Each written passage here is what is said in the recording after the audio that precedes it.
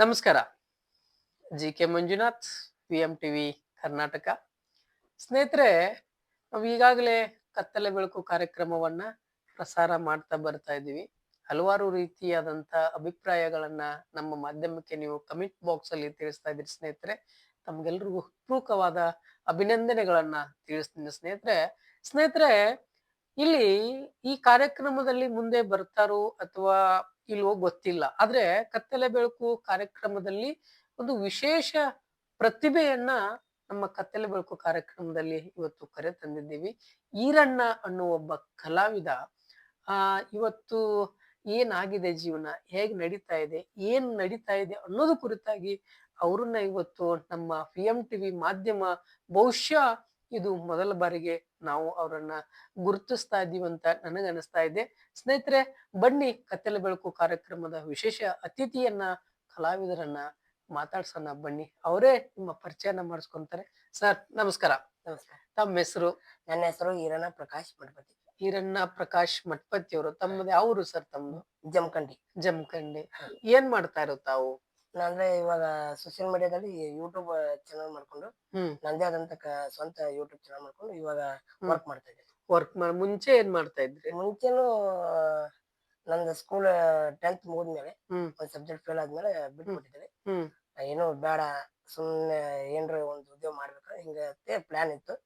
So actually ನಾ ಸಂಗೀತಗಾರ, ಹಿಂದೂಸ್ತಾನಿ ಶಾಸ್ತ್ರೀಯ ಸಂಗೀತ ಅಭ್ಯಾಸ ಮಾಡ್ತಿದ್ದೆ. ಓಕೆ. ಸೊ ಹಂಗ ಖಾಲಿ ಕುಂಡ್ರೋದೇನಂತೆ ಕಾರ್ಯಕ್ರಮ ಮಾಡ್ತಿದ್ವಿ.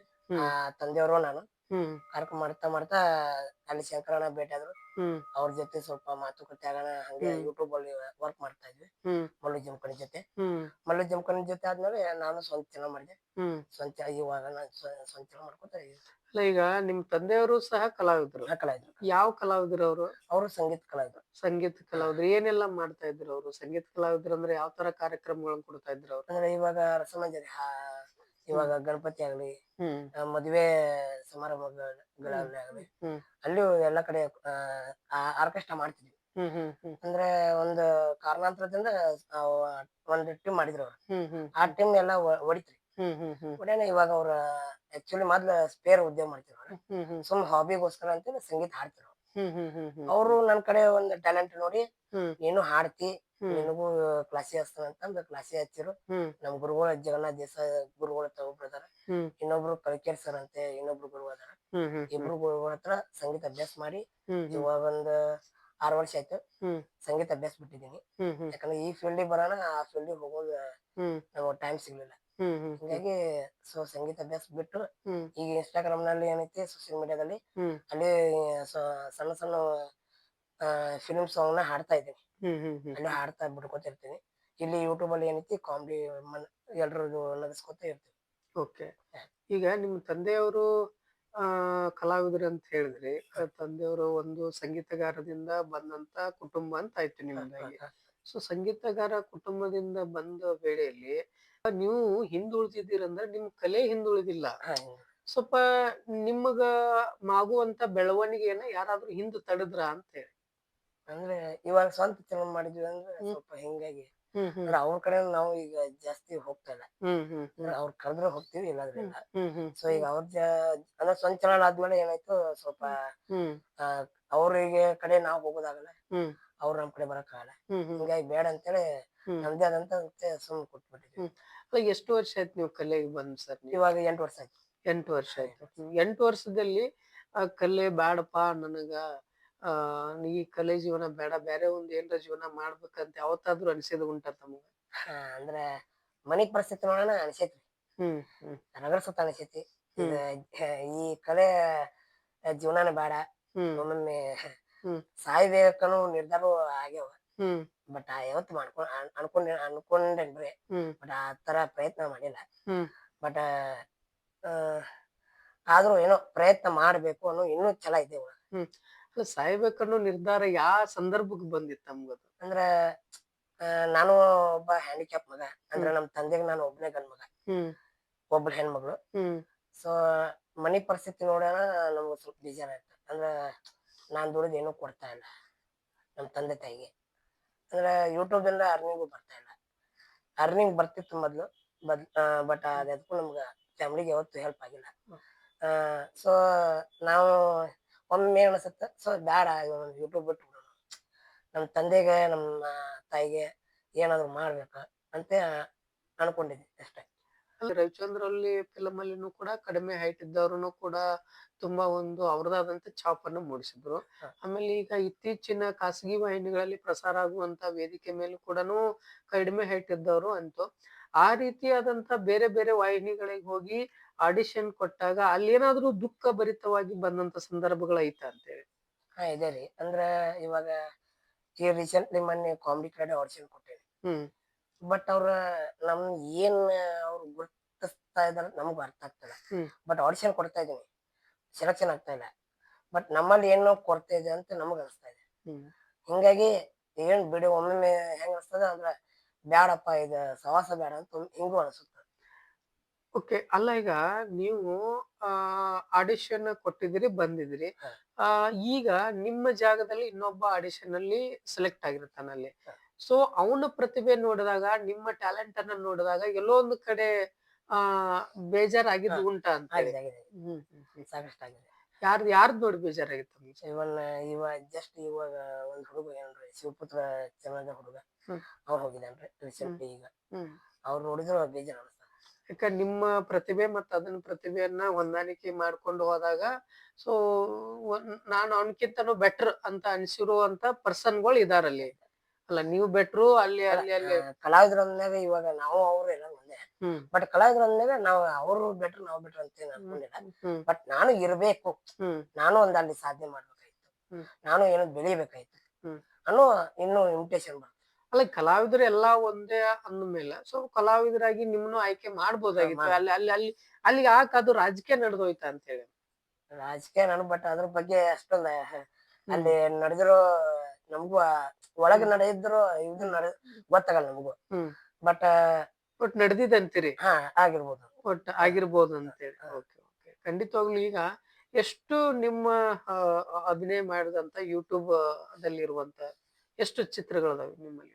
ಸೊ ಇವಾಗ ಒಂದು 100 ವಿಡಿಯೋಸ್ ಅಂತೂ 100. ಮೇಲೆ 100 ಹ್ಮ್ ಮೇಲೆ ವಿಡಿಯೋ ಅದಾವ. ಹ್ಮ್ ಹ್ಮ್ ಶಾರ್ಟ್ ವಿಡಿಯೋಗಳನ್ನು ಅವು ಒಂದಿಲ್ಲ ಅಂದ್ರು ಸುಮಾರು 80 ಅಥವಾ 50 ಶಾರ್ಟ್ ವಿಡಿಯೋಸ್ ಇಷ್ಟ. ಈಗ 80-50 ವಿಡಿಯೋಸ್ ಆಯ್ತು. ಅದರಿಂದ ಏನಾದ್ರು ಅರ್ನಿಂಗ್ ನಾನ್ ಜೀವನ ಕಂಡ್ಕೋಬೇಕು ಅಂತಂದ್ ಏನಾದ್ರು ಅದಾಗಿದ್ಯಾ ಅಥವಾ ಇಲ್ಲ ಅಂತ ತಮ್ಗೆ? ಸೊ ಅಂದ್ರ ನನಗ ಟೀಮ್ ಮೇಜರ್ ಆಗಿ ನಿಂದಿರ್ಲಿಲ್ಲ. ಹ್ಮ್ ಹ್ಮ್ ಹ್ಮ್ ಅಂದ್ರೆ ಹುಡುಗರು ಅಂದ್ರ ಅವ್ರ ಏನ್ ತಿಳ್ಕೊಂಡ್ ಬಿಟ್ರು ಗೊತ್ತಿಲ್ಲ. ಹ್ಮ್ ಸೊ ನಮ್ ಟೀಮ್ ಅಲ್ಲಿ ಯಾರು ಸ್ಟ್ಯಾಂಡರ್ಡ್ ಆಗಿ ನಿಂದಿರ್ಲಿಲ್ಲ. ಹ್ಮ್ ಬಟ್ ಎಫರ್ಟ್ ಹಾಕೋದು ಒಬ್ನೇ ಆಗಿತ್ತು. ಹ್ಮ್ ಹಿಂಗಾಗಿ ಒಬ್ನೇ ಆಗಿ ಉಳಿದಿದ್ದೀನಿ. ಇವಾಗ ರೀಸೆಂಟ್ಲಿ ಸ್ವಲ್ಪ ಮತ್ತ ಹುಡುಕ್ತಾ ಇದೀನಿ ಹ್ಮ್ ಹುಡುಗರ್ನ, ಒಳ್ಳೆ ಹ್ಮ್ ಒಳ್ಳೆ ಪ್ರತಿಭೆಗಳು ಹುಡುಕ್ಬೇಕು. ಹ್ಮ್ ಮಾಡಿದ್ರೆ ಸ್ವಲ್ಪ ಈಗ ಯೂಟ್ಯೂಬ್ ಚಾನಲ್ ಸ್ವಲ್ಪ ಪ್ರೊಫೆಷನಲ್ ಆಗಿ, ಅಂದ್ರೆ ಇಷ್ಟು ದಿವಸ ನಾವು ಏನ್ ಮಾಡ್ತಿದ್ವಿ, ಹ್ಮ್ ಏನೋ ಒಂದ್ ಕತೆ ತರ್ತಿದ್ವಿ, ಏನೋ ಮಾಡ್ತಿದ್ವಿ, ಏನೋ ಹಾಕ್ತಿದ್ವಿ, ಅಪ್ಲೋಡ್ ಮಾಡ್ತಿದ್ವಿ. ಈ ಎಷ್ಟು ದಿವಸ ಆಗಿದ್ದ ಬೇರೆ. ಇನ್ನು ಮಾಡ್ಬೇಕು ಅನ್ಕೊಂಡಿದ್ವಿ ಹೆಂಗಿದ್ರೆ ಸ್ವಲ್ಪ ಪ್ರೊಫೆಷನಲ್ ಆಗಿ ಸ್ವಲ್ಪ ಸಿನಿಮಾದ ಟೈಪ್ ತೋರಿಸ್ಬೇಕಂತ ನಮ್ಮ ಐಡಿಯಾ.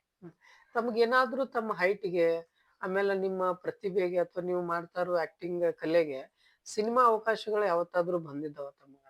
ಇಲ್ಲ ಯಾವ ಬಂದಿಲ್ಲ. ಯಾಕ್ ಬರ್ಲಿಲ್ಲ ಅಂತೇಳಿ? ಈಗ ಬೇರೆದವ್ರಿಗೆಲ್ಲಾನು ಅವಕಾಶಗಳು ಬರ್ತಿರ್ತಾವ. ಏನೇನೋ ಅಟೋ ಇಟೋ ಖಾಲಿ ಪೀಲಿ ಓಡಾಡ್ದವ್ನಿಗೆ ಅವಕಾಶಗಳ ಅಭಿನಯ ಮಾಡ್ತಿರ್ತಾರ. ಈಗ ನೀವು ಹತ್ತತ್ರ ಒಂದು 100 ಮೇಲೂ ವಿಡಿಯೋಗಳ ಮಾಡಿ ಜನ ಮೆಚ್ಚುಗೆ ಪಡೆದು ಒಬ್ಬ ಅತ್ಯುತ್ತಮ ಕಲಾವಿದ ಅಂತ ಜನರಿಗೆ ಮೆಚ್ಚುಗೆ ಆದಂತ ಒಬ್ಬ ಕಲಾವಿದರು ನೀವು. ಸೊ ನಿಮ್ಮಂತ ಕಲಾವಿದರು ಬಹಳ ಕಡಿಮೆ. ಯಾಕೆ ಕಡಿಮೆ ಅಂದ್ರೆ ಸ್ವಲ್ಪ ಕಡಿಮೆ ಹೈಟ್ ಇರೋದ್ರಿಂದ, ಹ್ಯಾಂಡಿಕ್ಯಾಪ್ಟ್ ಲಿಸ್ಟ್ ಅಲ್ಲಿ ಬರೋದ್ರಿಂದ. ಸೊ ಬರೋದು ಮುಂಚಿನಲ್ಲಿ ನಿಮ್ಗೆ ಯಾಕೆ ಅದು ಅವಕಾಶ ವಂಚಿತರಾದ್ರ ಅಥವಾ ನೀವು ಏನಾದ್ರು ಹಾಕೋ ಎಫರ್ಟ್ ಅಲ್ಲಿ ಸ್ವಲ್ಪ ಕಡಿಮೆ ಆಯ್ತಂತ ಹೇಳಿ ಸರ್? ಅಂದ್ರೆ ಎಫರ್ಟ್ ಅಂತೂ ಎಲ್ಲಾ ಕಡೆ ಹಾಕಿದ್ವಿ. ಹ್ಮ್ ಬಟ್ ನಮಗಂತೂ ಹಿಂಗ ಬಂದ್ ಕೇಳೋರ್ ಯಾರಿಲ್ಲ. ಹ್ಮ್ ಸೊ ನಾವ್ ಇವಾಗ ಸಿನಿಮಾ ಮಾಡ್ತೀವಿ, ಹ್ಮ್ ಈ ಸಿನಿಮಾಕ್ ನೀ ಬರ್ತೀಯ, ಹ್ಮ್ ಹಿಂಗ ಯಾರು ಕೇಳೋರ್ ನಮಗ್ ಯಾರಿಲ್ಲ. ಹ್ಮ್ ಹ್ಮ್ ನಾ ಮಾಡಿದ್ರೆ ಒಬ್ನೇ ಎಫರ್ಟ್ ಹಾಕ್ಬೇಕು, ಒಬ್ನೇ ಇರ್ಬೇಕು ಇಷ್ಟೇ. ಹ್ಮ್ ಹ್ಮ್ ಹಿಂಗೆ ಈಗ ಹಿಂಗಾಗಿ ಟೋಟಲಿ ನಿಮ್ಮ ಟೀಮ್ ಅಲ್ಲಿ ಎಷ್ಟು ಜನ ಇದೀರಿ ಈಗ ಪ್ರೆಸೆಂಟ್ ಆಗಿ? ಈ ಪ್ರೆಸೆಂಟ್ಲಿ ಮತ್ತೀಗ ಈ ಮನೆ ಕುಡಿಸಿದ್ವಿ. ಒಟ್ಟ ಹ್ಮ್ ಒಂದ್ 2 ದಿನ ಹಿಂದ್ಗಡೆ ಹ್ಮ್ 5 ಜನ ಗೋಳಿಗೆ ಇವಾಗ. 5 ಜನ ಸೇರ್ಕೊ ವಿತ್ ಸೇರ್ಕೊಂಡ್ವಿ. ಮೀ PLL ಇಬ್ರು ಇಲ್ಲ ಇಲ್ಲ ಮೇಲ್ ಅಷ್ಟೇ. ಮೇಲ್ ಅಷ್ಟೇ. ಓಕೆ ಯಾವ ತರ ಕಾನ್ಸೆಪ್ಟ್ ಗಳನ್ನ ತೆಗಿಬೇಕನ್ನೋ ವಿಚಾರಗಳದ ತಮ್ಗ ಜನರನ್ನ ಹೆಂಗ್ ಅಟ್ರಾಕ್ಟಿವ್ ಮಾಡ್ಬೇಕಂತೀರಿ? ಅಂದ್ರೆ ಇಷ್ಟು ದಿವಸ ನನ್ನನ್ನ ನೋಡಿ ಜನ ಟೀಕೆ ಮಾಡ್ತಾರೆ, ಅಂದ್ರೆ ನಗ್ತಿತ್ರಿ. ಹ್ಮ್ ಜನ ನನ್ ಬರೇ ಸ್ಕ್ರೀನ್ ಮೇಲೆ ಬಂದ್ರೆ ಸಾಕು ನನ್ ನಗ್ತಿತ್ತು. ಸೊ ಇನ್ಮೇಲಿನ ಸ್ವಲ್ಪ ಕಾಮಿಡಿ ಬಿಟ್ಟು ಸ್ವಲ್ಪ ಏನಾದ್ರು ಜನರಿಗೆ ಸೀರಿಯಸ್ ಮೋಟಿವೇಶನ್, ಆಗಿ. ಸೀರಿಯಸ್ ಆಗಿ ಮೋಟಿವೇಶನ್ ಕೊಡ್ಬೇಕು. ಸೊ ಕೊಟ್ರ ಈಗ ಸ್ವಲ್ಪ ಹಾರಲ್ ಆಗಿ ಹಿಂಗ್ ಈ ತರ ಕೊಡ್ಬೇಕಂತ ಕಂಟೆಂಟ್. ಅಲ್ಲ ಈಗ ನಿಮ್ಮ ಆ, ಏನಿದೆ ನಿಮ್ಮ ಹ್ಯಾಂಡಿಕ್ಯಾಪ್ಟ್ ಜಾನರ್ ಅಲ್ಲಿ ಈಗ ಕಲೆಯಲ್ಲಿ ಮಾತ್ರನೇ ದೊಡ್ಡವರಾದವರಿಲ್ಲ. ಬೇರೆ ಬೇರೆ ರೀತಿಯಾದ ಬಿಸ್ನೆಸ್ ಅಲ್ಲಿ ಆಗಿರ್ಬೋದು ಅಥವಾ ರಾಜಕೀಯದಲ್ಲಿ ಆಗಿರ್ಬೋದು ಅಥವಾ ಗೌರ್ಮೆಂಟ್ ಜಾಬ್ ಅಲ್ಲಿ ಆಗಿರ್ಬೋದು ಹಲವಾರು ರೀತಿಯಾದಂತ ಸಕ್ಸಸ್ ಕಂಡವ್ರು ಇದಾರ. ಸೊ ಅಂತವ್ರು ಏನಾದ್ರು ತಮ್ಗೆ ಸ್ಫೂರ್ತಿ ಇದಾರ ಅಂತ ಹೇಳಿ. ಅಂತವ್ರು ಯಾರು ಸ್ಫೂರ್ತಿ ಇಲ್ಲ. ಹ್ಮ್ ಯಾಕಂದ್ರ ನಮ್ಮ ತಂದೆಯವರು ಆಕ್ಚುಲಿ ಗೌರ್ಮೆಂಟ್ ಜಾಬ್ ಅವ್ರೆ. ಹ್ಮ್ ಕೇಲಿ ಬಿಜಾಪುರ, ಕೇಲಿ ಸಾರಿ ಕೇಲಿ ಅಲ್ಲ, ಕಾದಿಬೋರ್ಡ್, ಬಿಜಾಪುರ ಕಾದಿಬೋರ್ಡ್ ಅಲ್ಲಿ ವರ್ಕರ್ಸ್ ಮಾಡಿದ್ರು. ಅಲ್ಲಿ ಅವ್ರನ್ನ ಅಪಾಯಿಂಟ್ಮೆಂಟ್ ಮಾಡ್ಕೊಳ್ಳಿಲ್ಲ. ಅಲ್ಲೂ ಸುಮಾರು 10 ವರ್ಷ ದುಡ್ದಿದ್ದಾರೆ ಅವ್ರು. ಅದಾದ್ಮೇಲೆ ಇಲ್ಲಿ ಜಮಖಂಡಿ ಕೇಲಿ ಒಳಗೆ ದುಡಿದ್ರು. ಇಲ್ಲೆಲ್ಲ ಕೈ ಎಲ್ಲ ಮುರಿದು ಇವಾಗ ಒಳಗ ಇವನ್ ಅದಾರ, ರಾಡ್ ಅದಾವ್ರಿ. ಇವನ್ ಕೇಳಿದವ್ರು ಯಾರು ನಮ್ಮ ಪಪ್ಪಾಗ ಆಕ್ಸಿಡೆಂಟ್ ಆದ್ಮ್ಯಾಗ ಯಾರು ಹೆಲ್ಪ್ ಮಾಡಿಲ್ಲ. ಈ ಮೊನ್ನೆನು ರೀಸೆಂಟ್ಲಿ ಅವ್ರಿಗೆ ಹಾರ್ಟ್ ಅಟ್ಯಾಕ್ ಆಯ್ತು. ಓಪನ್ ಸರ್ಜರಿ ಮಾಡಿ ಹಾರ್ಟ್ ಇದು ಮಾಡಿದ್ರು. ಸೊ ಆ ಟೈಮಲ್ಲಿ ಜನ ಭಾಳ ನಾವು ವಿಡಿಯೋ ಮಾಡಿ ಹಾಕಿದೆ. ನನಗೆ ಭಾಳ ಬೆಂಬಲವಾಗಿ ನಿಂತು ಅವ್ರ ಕೈಲಿ ಆದಷ್ಟು ನನಗೊಂದು ಅಮೌಂಟ್ನ ಹಾಕಿದ್ರು. ಆ ಅಮೌಂಟ್ನ ತಗೊಂಡು ಸ್ವಲ್ಪ ತಂದೆಗೂ ಇದು ಮಾಡ್ಕೊಂಡು ಹುಷಾರ್ ಮಾಡ್ಕೊಂಡು ಇವಾಗ ಬಂದಿದ್ವಿ. ಈಗ ತಂದೆಯವ್ರದ್ದು ಪರಿಸ್ಥಿತಿ ಗೌರ್ಮೆಂಟ್ ಜಾಬ್ ಇದ್ರು ಎಲ್ಲೋ ಒಂದ್ ಕಡೆ ಗೌರ್ಮೆಂಟ್ ಜಾಬ್ ಮಾಡೋರು ಪರ್ಮನೆಂಟ್ ಆಗಿಲ್ಲ. ನಿಮ್ ಆಗ್ಲಿಲ್ಲ. ಪರ್ಮನೆಂಟ್ ಆಗಿದ್ರೆ ಅದು ಈ ರೀತಿ ಪರಿಸ್ಥಿತಿ ಬರ್ತಿರ್ಲಿಲ್ಲ. ಈಗ ತಂದೆಯವರ ಈಗ ಆ ರೀತಿ ಬಂದಾಗ ಮುಂದಿನ ಜೀವನ ನಿಮ್ಗೆ ಏನಾದ್ರು ಒಂಥರ ಭಯಭೀತರಾಗಿರುವಂತ ಕಲ್ಪನೆ ಯಾವತ್ತಾದ್ರೂ ತಮಗ್ ಬಂದಿತ್ತ ಅಂತ ಹೇಳಿ?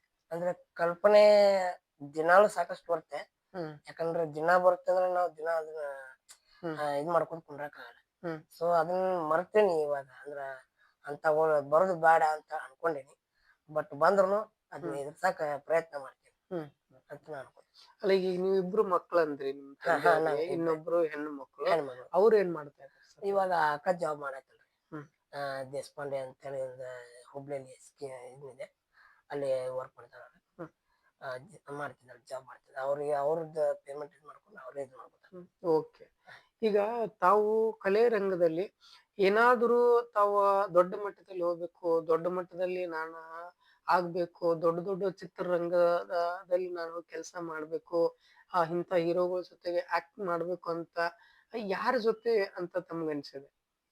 ಇದೆ ಸಾಕಷ್ಟು ಇದೆ. ದರ್ಶನ್ ಸರ್ ಆಗ್ಲಿ, ಇನ್ನ ಸುದೀಪ್ ಸರ್ ಆಗ್ಲಿ, ಶಿವರಾಜ್ ಸರ್ ಆಗ್ಲಿ, ಪುಣೆ ಸರ್ ಜೋಡಿ ಮಾಡ್ಬೇಕಂತಿತ್ತು. ಸೊ ಅವ್ರು ಇಲ್ಲ ಈಗ. ಅವ್ರು ಕೂಡ ಮಾಡ್ಬೇಕಂತಿತ್ತು. ಮತ್ತ ಇನ್ನೂ ಹಲವಾರು ಕಲಾವಿದರು ಕೂಡ ಮಾಡ್ಬೇಕಂತ ಇದೆ. ಬಟ್ ಚಾನ್ಸ್ ಸಿಕ್ಕ್ರೆ. ಅಲ್ಲಿ ಯಾವತ್ತಾದ್ರೂ ಹೋಗಿ ಅವ್ರನ್ನ ಭೇಟಿ ಆಗುವಂತದ್ದು ಯಾವತ್ತಾದ್ರೂ ಪ್ರಯತ್ನ ಪಟ್ಟಿದ್ರೆ? ನಿಮ್ಮ ಪ್ರತಿಭೆನ ತೋರಿಸುವಂತ ಪ್ರಯತ್ನಗಳಾಗಿದ್ದಾವ ಅಲ್ಲಿ? ಇಲ್ಲ ಇಲ್ಲ ಸರ್. ಯಾಕೆ ಪ್ರಯತ್ನ ಪಡಕ್ಕಾಗಿಲ್ಲ? ಹೋಗ್ಬೇಕಾಗಿತ್ತಲ್ಲ ನೀವು ಅಲ್ಲಿ. ಅಂದ್ರೆ ಬೆಂಗಳೂರಿಗೆ ಹೋಗಿ ಅವ್ರಿಗೆ ನಾವು ಭೇಟಿ ಆಗ್ಬೇಕು.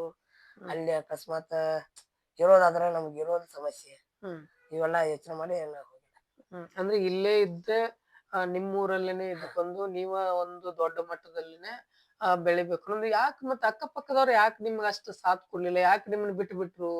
ಎಲ್ಲೋ ಒಂದ್ ಕಡೆ ಯಡಿಯೂರ ಅಂತ ಆಯ್ಕೆ ಮಾಡೋದ್ರಾಗ ನೀವ್ ಎಲ್ಲೊಂದ್ ಕಡೆ ಯಡಿಯೂರೇನಂತೇಳಿ. ಈ ಪ್ರಶ್ನೆಗೆ ಆಕ್ಚುಲಿ ನಮ್ಮ ಮನೆ ಸಮಸ್ಯೆ ಹೇಳ್ಬೋದು ನಾನು ಕಾರಣ. ಮನೆ ಸಮಸ್ಯೆ ಅಂದ್ರೆ ನಮ್ದು ಅಂತಂಬ್ರದ್ದು ಒಂದು ಇಶ್ಯೂ ಇದೆ.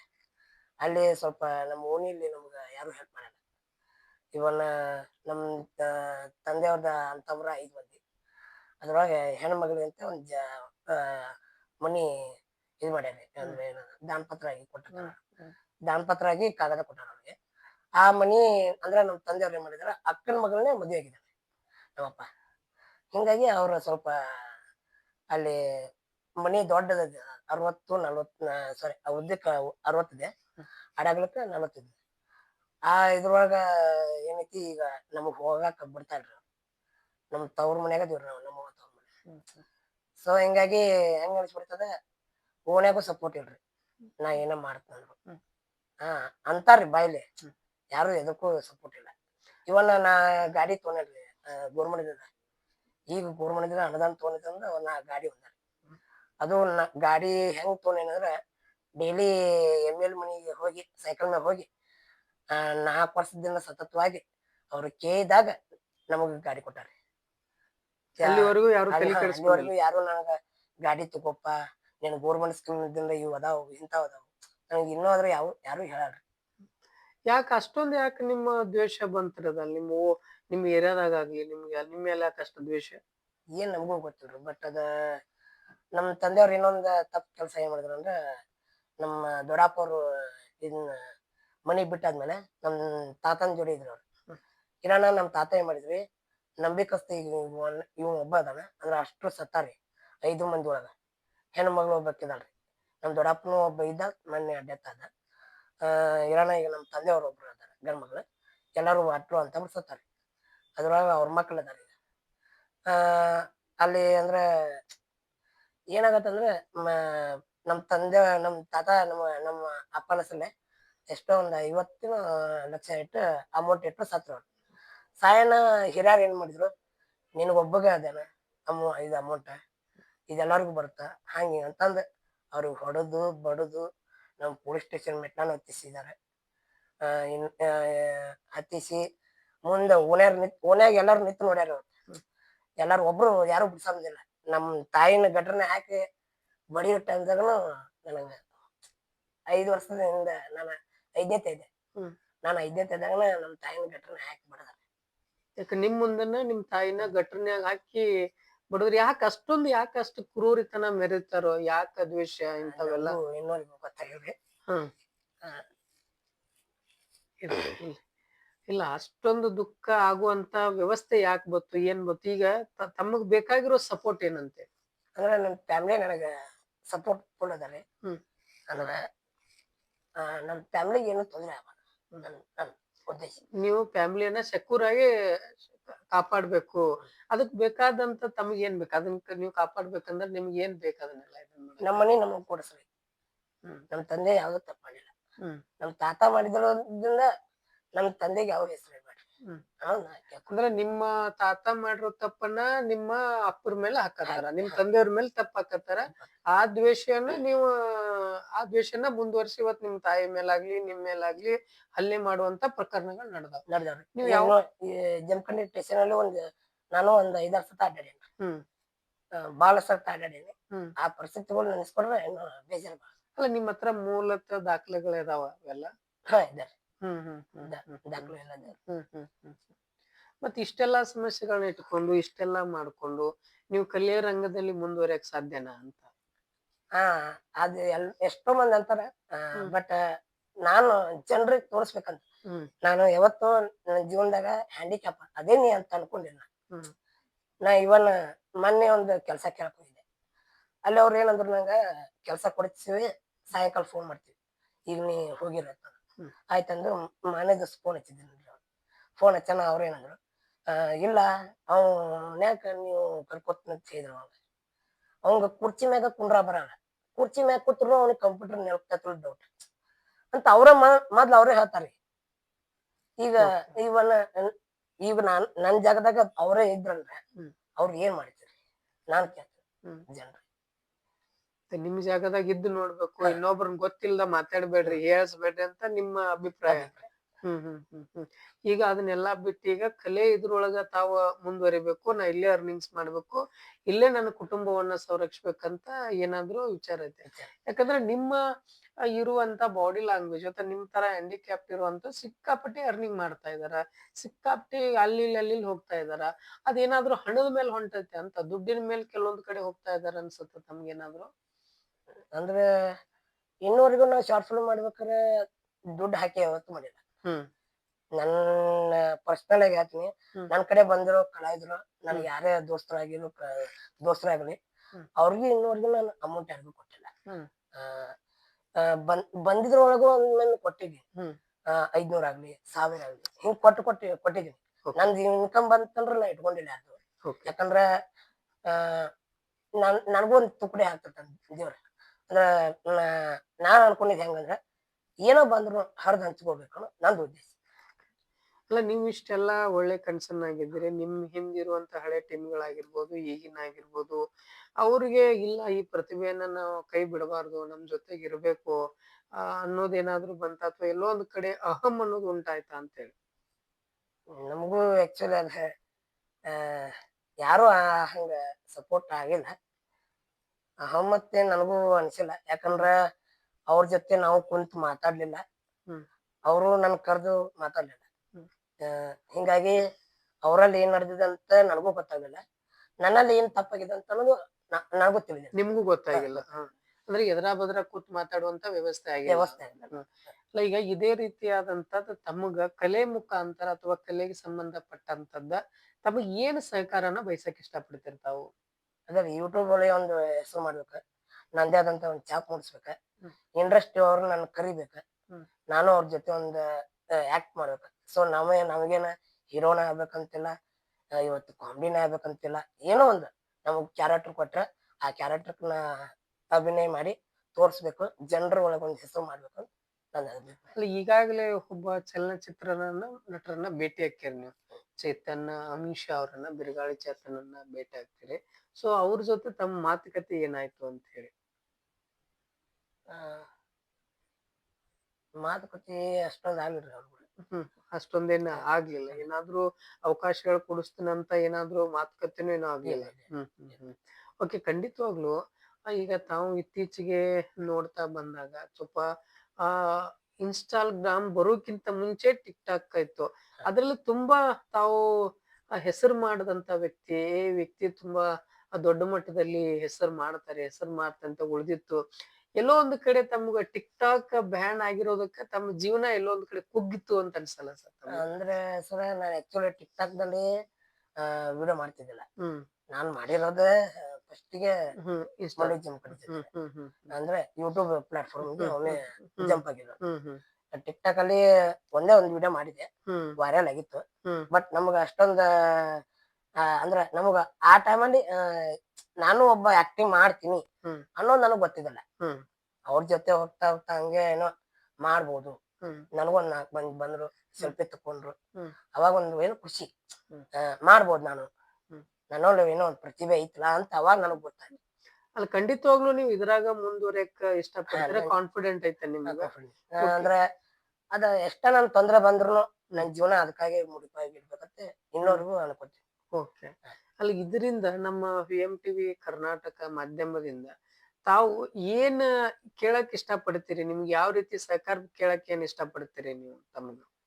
ಆ ಸಹಕಾರ ಕೇಳೋಕ್ಕಿಂತಲೂ ಎಲ್ರಿಗೂ ಒಂದ್ ಒಪಿನಿಯನ್ ಹೇಳ್ತೀನಿ.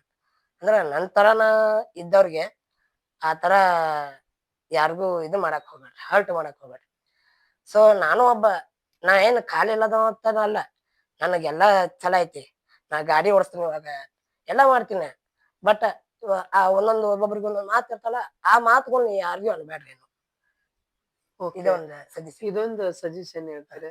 ತಮಗ್ ಏನಾದ್ರೂ ಈಗ ನಾವ್ ನೋಡಿದಂಗೆ ಬೇರೆ ಬೇರೆ ಕಡೆ ಈಗ ನಿಮ್ ತರ ಹ್ಯಾಂಡಿಕ್ಯಾಪ್ಸ್ ಇದ್ದಾಗ, ಮದ್ವೆ ವಿಚಾರ ಬಂದಾಗ ನಿಮ್ಮ ಲೆಕ್ಕದಲ್ಲಿ ಏನ್ ಅನ್ಸುತ್ತೆ ತಮ್ಗದು? ಮದ್ವೆ ವಿಚಾರ ಅಂತ ಏನು ಪ್ಲಾನ್ ಮಾಡಿಲ್ಲ. ಹ್ಮ್ ನಮ್ಮ ಅಕ್ಕನ ಮದ್ವೆ ಮಾಡಿದ್ರೆ ಸಾಕು ನನಗೆ. ಅಂದ್ರೆ ಹ್ಮ್ ನನ್ ದುಡ್ಡಿದಂದ್ರೆ ನಮ್ಮ ಅಕ್ಕನ ಮದ್ವೆ ಮಾಡ್ಬೇಕು ಅನ್ನೋದು ನನ್ನ ಒಳಗಿನ ಮನಸ್ಸಿತ್ತು. ಹ್ಮ್ ಸೊ ಇವತ್ತು ಅದನ್ನ ಹೇಳಿದ್ದೀನಿ. ಹ್ಮ್ ಅದ್ರಲ್ಲಿ ಏನಾದ್ರು ತಪ್ಪಿದ್ರೆ ಹ್ಮ್. ಕ್ಷಮಿಸಬೇಕು. ಇಲ್ಲ ಅದು ತಪ್ಪೇನಿಲ್ಲ.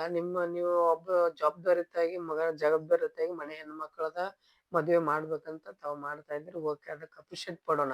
ಆದ್ರೆ ತಮ್ಮ ವೈಯಕ್ತಿಕ ಮದ್ವೆ ವಿಚಾರದಾಗ ಇಲ್ಲ ನನಗ ಎಲ್ಲೋ ಒಂದ್ ಕಡೆ ಇಲ್ಲ ನನ್ ಮದ್ವೆ ಆಗುದಿಲ್ಲ ಅಂತ ಕುಗ್ತೈತು, ಅಥವಾ ಮುಂದೇನಾದ್ರೂ ನಾ ಸಾಧನೆ ಮಾಡಿದ್ರೆ ನನ್ ಹಿಂದೆ ಜನ ಬರ್ಬೋದು ಅನ್ನೋ ಒಂದ್ ಏನಾದ್ರೂ ವಿಚಾರ ಐತೆ ಅಂತ ಹೇಳಿ? ಅಂದ್ರೆ ನನ್ ಲಿಮಿಟೇಷನ್ ಅಲ್ಲಿ ಇನ್ನೋರ್ಗು ಹ್ಮ್ ಮದ್ವೆ ಆಗ್ಬೇಕು ಹ್ಮ್ ಅಂತ ಹಿಂಗೇನಿಲ್ಲ. ಹ್ಮ್ ಆದ್ರೆ ಸಾಧನೆ ಮಾಡ್ಬೇಕು, ಹ್ಮ್ ಒಂದ್ ದುಡ್ಡು ಮಾಡ್ಬೇಕು. ಹ್ಮ್ ಹ್ಮ್ ಯಾಕಂದ್ರೆ ಈಗಿನ ಜನರೇಷನ್ ಅಲ್ಲಿ ದುಡ್ಡು ಇದ್ರೇನೆ ದುನಿಯಾ ಅಂತೆ ಹ್ಮ್ ಆಗ್ಬಿಟ್ಟಿದೆ ಈಗ. ಹ್ಮ್ ದುಡ್ಡು ಮಾಡಿದ್ರೆ ಏನೋ ಆಗ್ಬೋದು ಅವಾಗ ಅಂತ ನನ್ ಅಭಿಪ್ರಾಯ. ದುಡ್ಡಿದ್ರೆ ಏನೋ ಆಗ್ಬೋದು. ಹ. ನಿಮ್ಗೆ ಅತ್ಯಂತ ಸಜೆಷನ್ ಕೊಡುವಂತ ವ್ಯಕ್ತಿ ಯಾರು ನಿಮ್ಗ ಈಗ ಇಂಡಸ್ಟ್ರಿಗೆ ಬರಕ್ಕೆ ನಿಮ್ಗೆ ಸ್ಫೂರ್ತಿ ಯಾರಂತೆ? D boss sir. D boss ಅತ್ಯಂತ ನಿಮ್ಗ ಸ್ಫೂರ್ತಿದಾಯಕ ದರ್ಶನ್ ಅವ್ರು. ಓಕೆ. ಏನ್ ಫಾಲೋ ಮಾಡ್ತೀರಿ ನೀವು ಅವ್ರ? ಅಂದ್ರೆ ಅವ್ರ ಒಳ್ಳೆತನ ಅಂದ್ರೆ ಇವಾಗ ಪ್ರಾಣಿಗಳನ್ನ ಇದು ಮಾಡ್ತಾರೆ. ಹ್ಮ್ ಸುದೀಪ್ ಸರ್ ಆಲ್ಮೋಸ್ಟ್ ಎಲ್ಲಾ ಕನ್ನಡ ಇಂಡಸ್ಟ್ರಿ ಹ್ಮ್ ಇವ್ರ ಇದನ್ನ ಹಾಕ್ತಾರ. ಹ್ಮ್ ಸೊ ಅದ್ರಲ್ಲಿ ಸ್ವಲ್ಪ ಜಾಸ್ತಿ ಅತ್ಯಂತ ನಿಮ್ ಗುರು ಯಾರ ಇಂಡಸ್ಟ್ರಿಗೆ ಬರಕ್ಕೆ ಸ್ಫೂರ್ತಿ ಯಾರು ನಿಮ್ಗೆಲ್ಲ? ಸ್ಫೂರ್ತಿ ನನಗೆ ನಾನೇ ಇದ್ ಮಾಡ್ಕೊತೇನೆ. ನಿಮ್ಮದ್ ನೀವೇ ಹಾ, ಸ್ಫೂರ್ತಿ ಸ್ಫೂರ್ತಿ ಅಂತ ಆಗ್ತೀರಿ. ಈಗ ತಮ್ಮ ವೈಯಕ್ತಿಕವಾಗಿ ಬರ್ತೀವಿ ನಾವೀಗ. ನೀವು ಇಲ್ಲಿಂದ ಹುಟ್ಟಿ ಬೆಳೆದಿದ್ರಿ. ಯಾವತ್ತಾದ್ರೂ ನನ್ ಶಿಕ್ಷಣ ವಂಚಿತ ಆಗೈತಿ, ನನ್ನ ಕುಟುಂಬವನ್ನ ಸಂರಕ್ಷಣೆ ಮಾಡ್ತಾ ಇತ್ತು, ನನಗ್ ಶಿಕ್ಷಣ ಬೇಕು ಅಂತ ಅವಶ್ಯಕತೆ ಅನ್ಸಿದ್ ಯಾವಾಗ ತಮ್ಗ? ಅಂದ್ರ ನೀವ್ ಕೇಳಿದ್ರಿ ಈಗ ಕರೆಕ್ಟ್ ಐತ್ರಿ. ಅಂದ್ರ ನನಗ ಶಿಕ್ಷಣ ಆಕ್ಚುಲಿ ಬೇಕಂತ ಯಾವತ್ತು ಅನ್ಕೊಂಡಿಲ್ರಿ ನಾನು. ಹ್ಮ್ ಯಾಕಂದ್ರ ಈಗಿನ ಜನರೇಷನ್ದಾಗ ಶಿಕ್ಷಣ ಇದ್ದವ್ರಿಗೆ ಎಷ್ಟೋ ಮಂದಿ ಅಂದ್ರ ಇವನ್ ನಮ್ ಸಿಸ್ಟರ್ದ ಹೇಳ್ತೇನ್ರಿ ನಾ. ಹ್ಮ್ ಯಾಕಂದ್ರ ಆಕಿ ಡಿಗ್ರಿ ಕಲ್ತಾಳ್ರಿ. ಹ್ಮ್ ಆಕಿ ಡಿಗ್ರಿ ಕಲ್ತಕ್ಕ ತಕ್ಕಂಗ ಆಕಿಗೆ ಜಾಬ್ ಸಿಕ್ಕಿಲ್ಲ. ಹ್ಮ್ ಜಾಬ್ ಸಿಗಬೇಕಾಯ್ತ. ಓಕೆ. ನಾನ್ ಏನ್ ಕೇಳೋದು, ಓದಿದವ್ರಿಗೆ ಓದಿದ ತಕ್ಕಂಗ ವಿದ್ಯೆ ಕೊಡ್ರಿ. ಹ್ಮ್ ಆ ಓದಕ್ ಬರಂಗಿಲ್ಲ ಏನೋ ಏನೋ ಮಾಡ್ತಿರ್ತಾರ ಅಂತವ್ರಿಗೆ ಎಲ್ಲೋ ಪ್ರಮೋಷನ್ ಎಲ್ಲೋ ಯಾವ್ದೋ ದೊಡ್ಡ ದೊಡ್ಡ ಮಟ್ಟದಾಗ ಅದಾರಿ. ನಾನು ಕೇಳ್ಕೊತೇನಂದ್ರೆ ಓದಿದವ್ರಿಗೆ ಕೆಲ್ಸ ಕೊಡ್ರಿ, ಅವ್ರು ಇದನ್ನ ಟ್ಯಾಲೆಂಟ್ ನೋಡಿ ಅವ್ರಿಗೆ ವರ್ಕ್ ಕೊಡ್ರಿ ನಾನ್ ಒಪ್ಪಿನಿ. ಓಕೆ. ಶಿಕ್ಷಣಕ್ಕಿಂತ ಅದಕ್ಕ ನಾನು ಶಿಕ್ಷಣ ಏನ್ ಮಾಡ್ಬಿಟ್ಟೇನ್ರಿ, ನನಗ ಮೆಚುರಿಟಿ 7ನೇ ಅದು ತಿಳಿದಾಗ ನಾ ಏನ್ ಅನ್ಕೊಂಡೆ, ಸೊ ನನಗ್ ಓದಾ ಬಂದ್ರ ಸಾಕು, ನಾನ ಓದ್ಬೇಕು ಜಾಬ್ ಮಾಡ್ಬೇಕು ಹ್ಮ್ ಯಾವತ್ತು ಅನ್ಕೊಂಡಿಲ್ರಿ. ಹ್ಮ್ ಈಗ ಇಷ್ಟೆಲ್ಲ ಮಾಡಿದ್ರಿ ಯೂಟ್ಯೂಬ್ ಇಂದ ಎಲ್ಲ, ಎಷ್ಟೈತಿ ಸರ್ ತಮಗೆ ಯೂಟ್ಯೂಬ್ ಇಂದ ಅರ್ನಿಂಗ್ಸ್ ತಮ್ಗೀಗ? ಅರ್ನಿಂಗ್ಸ್ ನಂದ ಸ್ಟಾರ್ಟಿಂಗ್ ನಾನು ತೊಗೊಂಡಿದ್ದು 8,000. ಸ್ಟಾರ್ಟಿಂಗ್ 8,000. ಇಲ್ಲಿವರೆಗೂ ಎಲ್ಲಿಗೆ ಬಂದ್ ಮುಟ್ಟೈತದ? ಒಂದ್ ಸುಮಾರು ಇಲ್ಲ ಅಂದ್ರೂ 1-1.5 ತನಕ ನಾನ್ ತೊಗೊಂಡಿದ್ದೀನಿ. 1-1.5 ಲಕ್ಷವರೆಗೂ ಮಂತ್ಲಿ ತಾವ್ 1-1.5ವರೆಗೂ ತೊಗೊಂಡಿದ್ದೆ. ಮಂತ್ಲಿ ಇಲ್ಲ, ಹ್ಮ್ ಅಂದ್ರ ಅಷ್ಟು ಆದಾಯ ಕೂಡಿ ಅಷ್ಟು ಆದಾಯ ಕೂಡಿ ಹಾ, 1.5 ಅಷ್ಟು ಲಕ್ಷವರೆಗೂ ತೊಗೊಂಡಿದ್ದೀರಿ. Okay okay. ಈಗ ತಮ್ಮ ಏನಾದ್ರೂ ಸಿನಿಮಾಗಳ ಅವಕಾಶ ಬಂದ್ರೆ ಖಂಡಿತವಾಗ್ಲೂ ಸಿನಿಮಾದಾಗ ಅಭಿನಯ ಮಾಡಕ್ ತಯಾರಿದ್ದೀರಿ. Okay sir. ಕೊನೆಯದಾಗಿ ನಮ್ಮ VMTV ವೀಕ್ಷಕರಿಗೆ ನೀವು ಅಂಗವಿಕಲರಾಗಿ ಆಮೇಲೆ ಅಂಗವಿಕಲರು ಇರೋರಿಗೆ ಏನು ಸಂದೇಶನ ಹೇಳಕ್ ಇಷ್ಟಪಡ್ತೀರಿ ತಾವು? ಸೊ ಅಂಗ್ಬೇಕಲ್ರಿ ಒಂದ್ ಸಜೆಷನ್ ಐತಲ್ರಿ, ನಾನು ಹ್ಯಾಂಡಿಕ್ಯಾಪ್ ಅದೇನಿ, ನನಗ ಕೈಲಿ ಏನಾಗಲ್ಲ. ಮತ್ತ ನನಗ ಮನ್ಯಾಗನು ನಾವು ಆಕ್ಚುಲಿ ಒಬ್ಬೊಬ್ರು ಅಂತಿರ್ತಾರ, ನಾ ಮನ್ಯಾಗೂ ಭಾರ ಹಾಕೊತೀನಿ. ಆ ಇನ್ವಿಟೇಷನ್ ಎಲ್ಲಾರು ತೆಗೆದೋಗಿ ಮೊದ್ಲ ನಾವ್ ಏನ್ರ ಸಾಧನೆ ಮಾಡ್ತೇವೆ ಅಂತ ತೋರಿಸ್ಕೊಡ್ರಿ. ನಿಮ್ಮಲ್ಲಿ ಇರೋ ಪ್ರತಿಭೆಗಳನ್ನ ಹೊರಗೆ ಹಾಕ್ರಿ. ಒಬ್ಬೊಬ್ರಿಗೆ ಸಂಗೀತ ಬರುತ್ತೆ, ಒಬ್ಬೊಬ್ರಿಗೆ ಮತ್ತೇನು ಒಬ್ಬೊಬ್ರಿಗೆ ಡ್ಯಾನ್ಸ್ ಮಾಡ್ತಾರೆ, ಇನ್ನೊಬ್ಬೊಬ್ರು ಆಕ್ಟಿಂಗ್ ಮಾಡ್ತಾರೆ, ಒಬ್ಬೊಬ್ರು ಶಾಲೆ ಒಳಗನ ಹೆಚ್ಚಿಂದ ಕಲ್ತಿರ್ತಾರ ಶಾಲೆ ಒಳಗ. ನಿಮ್ ಏನೇನ್ ಅದಾವ ಈಗಿನ ಸೋಷಿಯಲ್ ಮೀಡಿಯಾ ಅಂತ ಏನ್ ಕಡಿಮೆ ಇಲ್ಲ. ಎಲ್ಲಾ ಸೋಷಿಯಲ್ ಮೀಡಿಯಾದಾಗೂ ನಿಮ್ದು ಏನೈತಿ ವರ್ಕ್ ಅದನ್ನ ತೋರಿಸಿ ನೀವು ಮುಂದೆ ಹೋಗ್ರಿ ಅಂತ ಹೇಳಕ್ ಇಷ್ಟಪಡ್ತೀನಿ. ಓಕೆ. ಖಂಡಿತವಾಗ್ಲು ಈಗ ನಿಮ್ಮ ಸಜೆಷನ್ ಅನ್ನ ಹೇಳಿದ್ರಿ. ಮುಂದಿನ ದಿನಮಾನದಲ್ಲಿ ತಮಗ ಅವಕಾಶ ಸಿಕ್ಕರೆ ದಯವಿಟ್ಟು ಆ ಅವಕಾಶವನ್ನ ವಂಚಿತರಾಗದೆ ಎಲ್ರಿಗೂ ಒಂದು ಸ್ಫೂರ್ತಿದಾಯಕ ಆಗ್ಲಿ ಅಂತ ತಮಗೆ ನಾನು ಹೇಳ್ತೀನಿ. ತಮ್ಮ ವಿಷಯನ ಕುರಿತು ಹಲವಾರು ಚರ್ಚೆಗಳನ್ನ ಮಾಡಿದ್ವಿ. ಸೊ ಮತ್ತೊಂದು ವಿಷಯ ಚರ್ಚೆ ಮಾಡೋಣ ಸ್ನೇಹಿತರೆ. ಈಗೆಲ್ಲ ನೋಡಿದ್ರಲ್ಲ, ಈಗ ಒಂದು ಸಣ್ಣ ಕಿರು ಪರಿಚಯ ಅಷ್ಟೇ, ಸಣ್ಣ ಕಿರು ಪರಿಚಯನ ಮಾಡಿ ಆಮೇಲೆ ಹಂತದಲ್ಲಿ ಅವ್ರ ತಾಯಿಯವರನ್ನ ಹೊಡೆಯೋದಾಗ್ಲಿ ಅಥವಾ ಏನೋ ಸುಮಾರು ಹಲವಾರು ಘಟನೆಗಳ ನಡೀತು. ನಾವೆಲ್ಲ ಎಡುತ್ತಾ ಇರೋದು ಎಲ್ಲಿಪ್ಪ ಅಂದ್ರೆ, ನಾವು ಶಿಕ್ಷಣ ವಂಚಿತರಾಗಿದ್ದೀವಿ ಅನ್ನೋ ಕಾರಣಕ್ಕೆ ಎಡುತ್ತಾ ಇದ್ದೀವಿ ಅನ್ನೋ ಒಂದು ಮೂಲ ಉದಾಹರಣೆ ಒಂದು. ಈ ವಿಶೇಷ ಪ್ರತಿಭೆ ಬಗ್ಗೆ ನಾವು ಹೇಳ್ಬೇಕಂದ್ರೆ ಎಷ್ಟೋ 100 ಮೇಲೆ ಹಲವಾರು 200 ಎಲ್ಲಾ ಸೇರಿ 200-300ವರೆಗೂ ವಿಡಿಯೋ ಮಾಡಿ ಸುಮಾರು ಜನ ಅಂದ್ರೆ ಉತ್ತರ ಕರ್ನಾಟಕದ ಭಾಗದಲ್ಲಿ ಅತ್ಯಂತ ಪ್ರತಿಭಾವಂತರಲ್ಲಿ ಇವರು ಒಬ್ರು ಪ್ರತಿಭಾವಂತ ಕಲಾವಿದ್ರು.